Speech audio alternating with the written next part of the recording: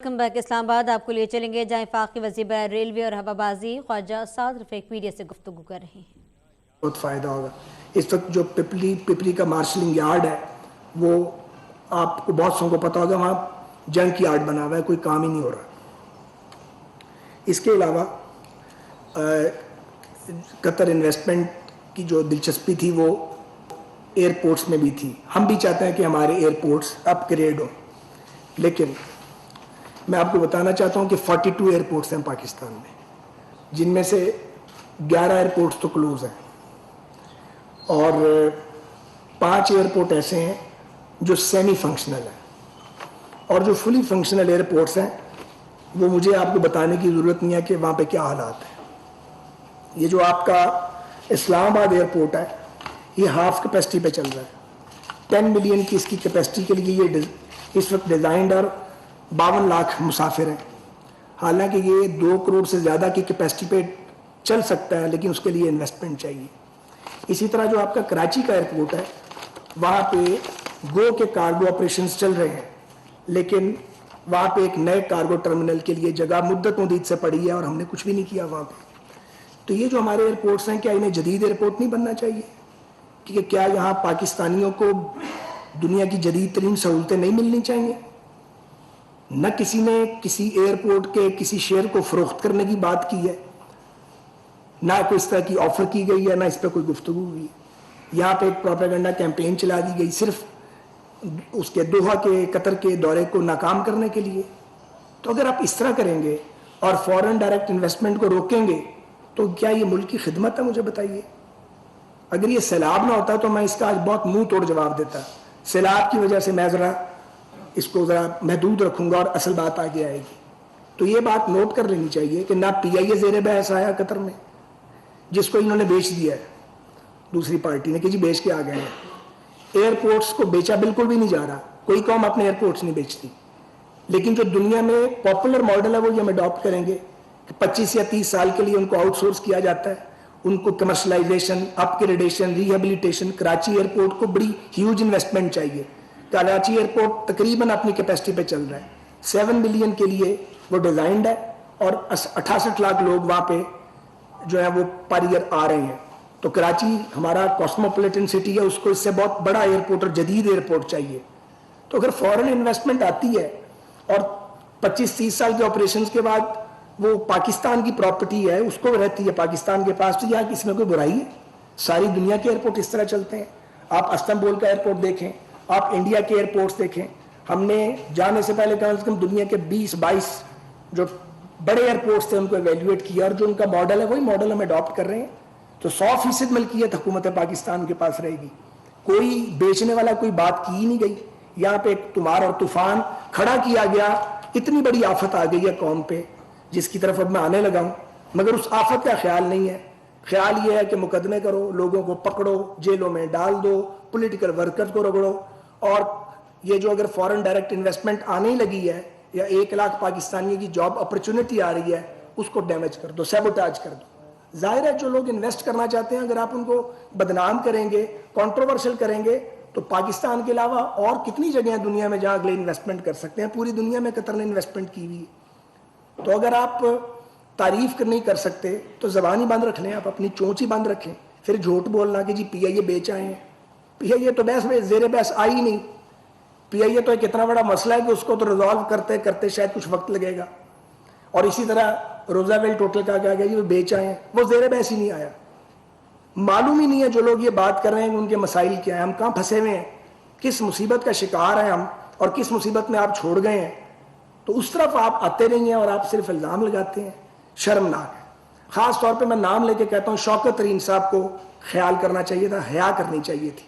وہ ایک پروفیشنل آدمی ہے, میں نے سنا انہوں نے بھی یہ گفتگو کی ہے. باقی تو یہ چاند ماری کرتے رہتے ہیں. سنجیدہ لوگوں کو تو اوائڈ کرنا چاہیے اس طرح کی باتوں سے. فلاں چیز بیچ دی, کچھ بیچ کے نہیں آیا الحمدللہ. فورن ڈائریکٹ انویسٹمنٹ کا بندوبست کیا ہے, انڈرسٹینڈنگ ہوئی ہے, ابھی ٹائم لگے گا, ظاہر ہے کوشش کریں گے.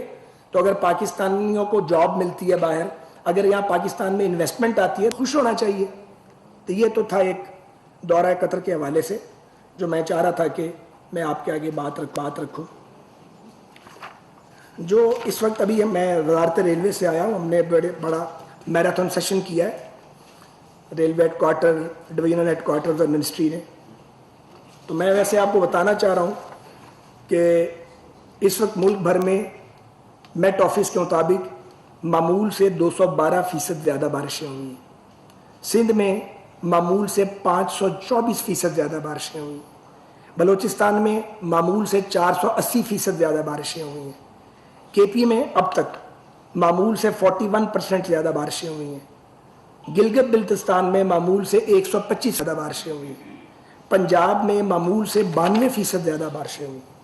بعض مقامات ایسے ہیں جہاں 30 سال, 44 سال, 75 سال, 72 سال اور 18 سال کے اور 30 سال کے ریکارڈ ٹوٹے ہیں سندھ میں, بلوچستان میں.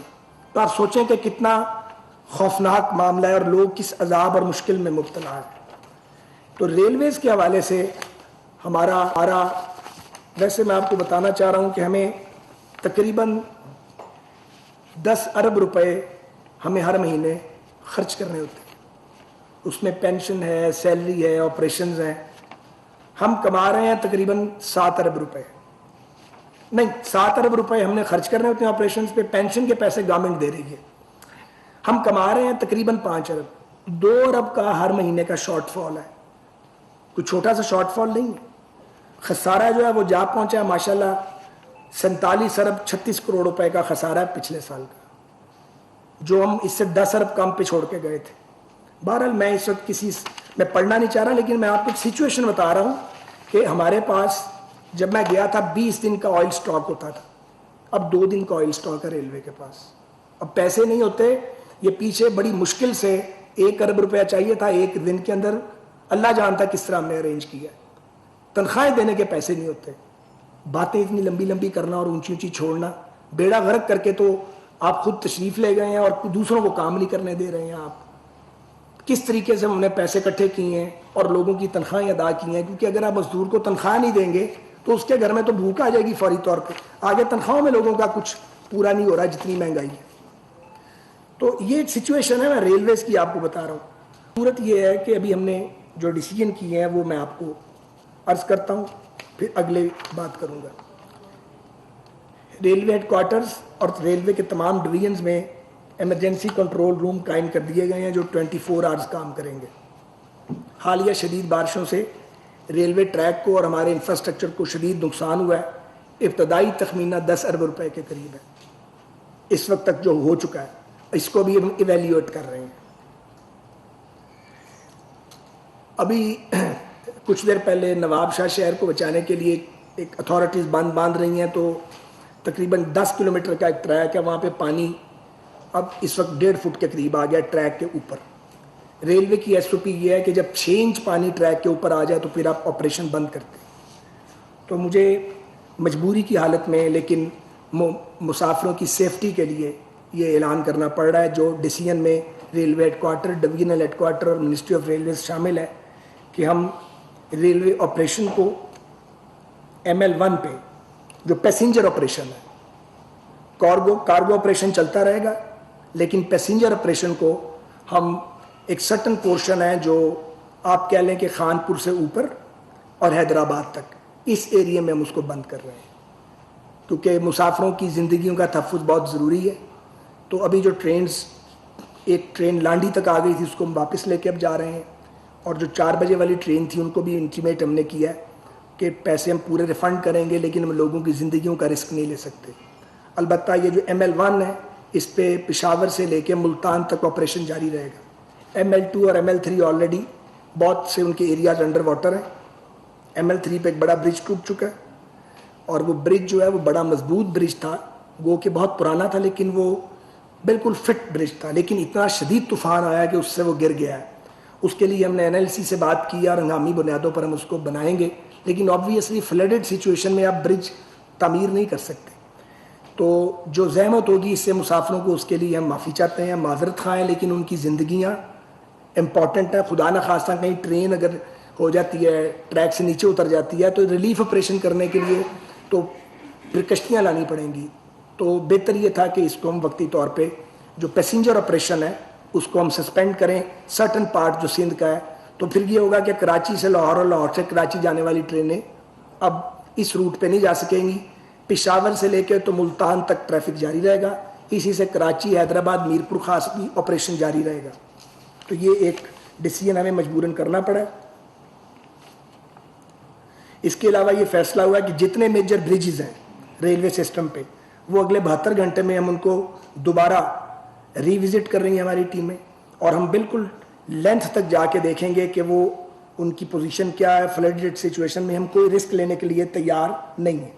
البتہ ریلویز کل رات تک یہ فیصلہ کرے گا کہ جو روٹ بند تھے اور جن پہ عرصے سے ٹرین نہیں چل رہی تھی, مسافروں کی سہولت کے لیے کیا ہم وہاں پہ شٹل ٹرین چلا سکتے ہیں جہاں سیلاب نے ہٹ نہیں کیا ہمارے ٹریک کو.